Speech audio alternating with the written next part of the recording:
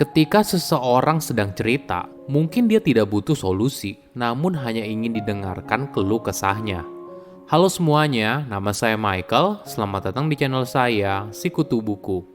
Kali ini saya akan bahas buku Just Listen karya Mark Goulston. Sebelum kita mulai, buat kalian yang mau support channel ini agar terus berkarya, caranya gampang banget. Kalian cukup klik subscribe dan nyalakan loncengnya. Dukungan kalian membantu banget supaya kita bisa rutin posting dan bersama-sama belajar di channel ini. Buku ini membahas bagaimana bisa berkomunikasi yang baik dengan mendengar. Bagaimana caranya agar orang lain memahami apa yang kita sampaikan. Apakah kamu pernah berbicara dengan seseorang, tapi kok orang tersebut sulit banget memahami apa yang kamu katakan? Misalnya kamu sedang berbicara dengan rekan kerja, klien yang keras kepala, atau bisa juga dengan pasangan.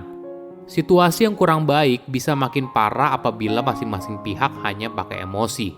Namun semua hal tersebut bisa berubah. Dimulai dari langkah yang sederhana. Cukup dengarkan orang lain tanpa menghakimi.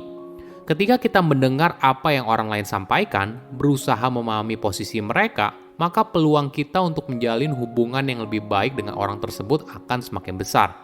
Saya merangkumnya menjadi 3 hal penting dari buku ini. Pertama, mendengar adalah seni membujuk. Apakah kamu merasa kalau untuk mempengaruhi orang lain, kamu perlu memberikan informasi yang logis dan rasional? Namun faktanya, argumen yang isinya fakta dan rasional seringkali membuat lawan bicara jadi defensif. Apalagi jika lawan bicara sedang berada dalam situasi yang stres. Mereka tidak ingin mendengarkan saran apapun. Yang mereka butuhkan hanyalah telinga untuk mendengar dan orang yang bersedia memahami apa yang mereka rasakan. Contohnya gini, bayangkan seorang pria bernama Steve berdiri di tepi atap lantai 7. Dia mengancam akan melompat dan bunuh diri. Saat itu, pihak berwenang mengelilingi gedung, dan seorang negosiator bernama William berusaha mendekati Steve. William mencoba meyakinkan Steve kalau ada pilihan lain selain menyakiti dirinya sendiri, dan mengatakan kalau dia ada di sana untuk membantunya keluar dari situasi tersebut. Sayangnya, hal ini tidak membuat Steve merasa dimengerti. Steve jadi marah dan menolak bantuan dari William. Apa yang terjadi? William tidak mendengarkan. Dia tidak berusaha memberikan kesempatan kepada Steve untuk berbagi atas apa yang dia rasakan. Coba bayangkan seorang negosiator lain bernama Brown datang dan berbicara dengan Steve. Dia berusaha mendengarkan lalu bilang, "Saya yakin kamu merasa kalau bunuh diri merupakan satu-satunya jalan, kan?" Steve lalu menjawab iya. Brown pun mulai menunjukkan kalau dirinya berusaha memahami apa yang Steve rasakan. Lama-kelamaan, Steve pun mulai percaya dengan Brown dan mulai bercerita tentang dirinya sendiri. Bagaimana dia kehilangan pekerjaan, kenapa istrinya meninggalkan dia, dan seterusnya. Steve lalu mulai tenang dan mulai terbuka terhadap solusi lain selain bunuh diri.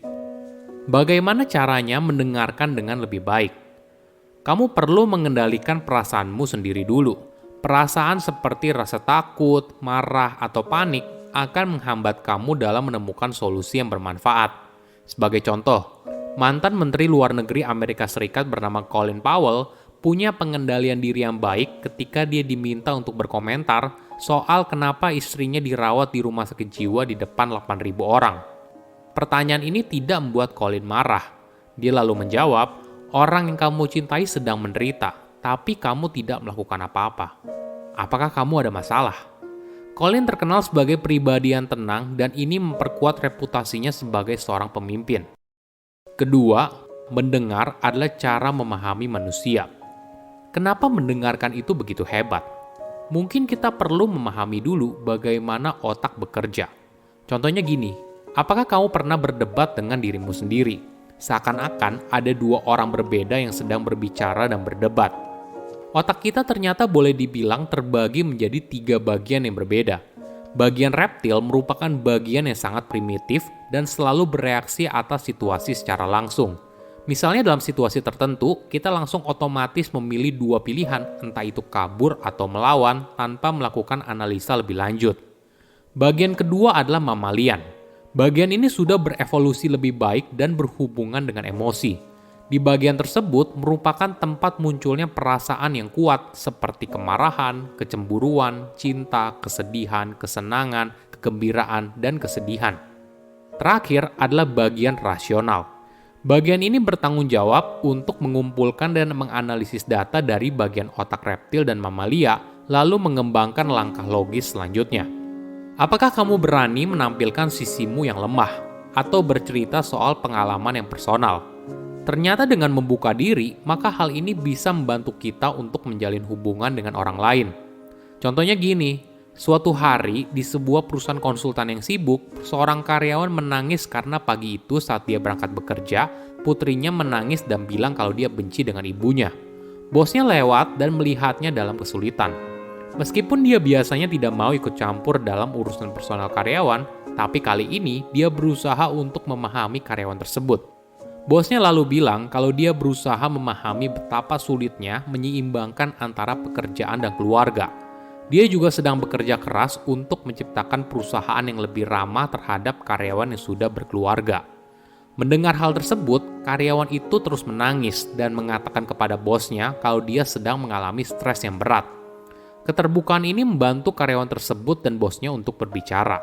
Mereka mulai memahami apa yang mereka rasakan dan berusaha bagaimana agar mereka bisa menciptakan kondisi yang lebih baik untuk mereka berdua. Ketiga, kamu hanya ingin didengar, bukan dinasehati. Apakah kamu pernah berbicara dengan seseorang tapi isinya hanya soal diri mereka saja? Misalnya mereka bercerita soal pencapaian karirnya, anaknya, dan sebagainya. Gimana perasaan kamu berada dalam situasi tersebut? Apakah kamu ngerasa capek? Jika iya, wajar aja. Komunikasi yang baik itu sifatnya dua arah. Sebagai manusia, kita tidak hanya ingin mendengar, tapi kita juga ingin didengarkan. Menariknya, dalam sebuah percakapan, kita bisa lebih dekat dengan seseorang melalui teknik mirroring.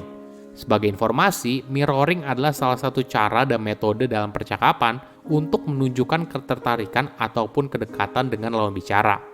Mirroring bisa juga meliputi gestur, ekspresi, postur, dan irama suara yang mirip dengan lawan bicara.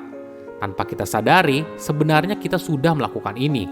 Sebagai contoh, apakah kamu pernah merasa sedih dan ingin menangis ketika nonton film yang menyedihkan di mana pemerannya menangis? Cara terbaik yang bisa kamu coba untuk membuat seseorang merasa dimengerti adalah dengan empati. Mungkin kamu bisa coba latihan ini. Pertama, coba berikan label pada perasaan yang sedang dirasakan oleh lawan bicara, misalnya kemarahan. Selanjutnya, tanyakan kepada dia apakah persepsi kamu benar atau enggak. Kamu bisa bilang gini, saya mencoba memahami apa yang kamu rasakan dan saya pikir itu adalah kemarahan. Benar enggak? Jika tidak, apa yang kamu rasakan? Kemudian, ketika kalian sudah sepakat soal emosi apa yang muncul, coba kamu tanyakan lagi, seberapa besar rasa marah yang kamu rasakan? Di momen ini kamu harus bersiap atas jawaban dari lawan bicara kamu, jangan jadi defensif. Nah, selanjutnya, barulah kamu cari tahu kenapa dia marah. Lalu tanyakan lagi, apa yang kamu butuhkan agar perasaan kamu jadi lebih baik? Terakhir, barulah kamu tawarkan bagaimana kalian berdua bisa mencapai solusi terbaik.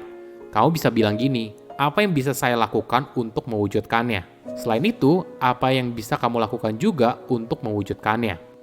Dengan menunjukkan empati, lawan bicara akan merasa dimengerti, sehingga kalian berdua jadi terhubung dan bergerak maju bersama. Oke, apa kesimpulannya? Pertama, membujuk tidak hanya dengan logika. Ketika kita berusaha membujuk orang lain, jangan cuma bicara dari sisi logika. Namun apakah kamu pernah coba bicara dari sisi emosional? Apakah kamu berusaha memahami apa yang lawan bicara rasakan? Kedua, tidak perlu malu menampilkan sisi lemah. Manusia tidak harus selalu tampil kuat. Justru ketika kita rendah hati dan bersedia terbuka atas kelemahan yang kita miliki, disitulah hubungan manusia yang sesungguhnya baru dimulai. Kita berusaha membangun hubungan di atas kejujuran, bukan berlindung di balik topeng. Ketiga, mendengarkan tanpa memberi saran. Apakah kamu pernah dicurhatin sama temen? Dalam kondisi tersebut, lebih baik kamu diam saja dan dengarkan. Kamu tidak perlu memberikan saran atas masalah yang sedang dihadapi, apalagi kalau nggak ditanya. Kadang, yang dia butuhkan bukan saran, tapi hanya teman untuk mendengarkan. Silahkan komen di kolom komentar pelajaran apa yang kalian dapat ketika baca buku ini. Selain itu, komen juga mau buku apa lagi yang saya review di video berikutnya. Saya undur diri, jangan lupa subscribe channel YouTube Sikutu Buku. Bye-bye.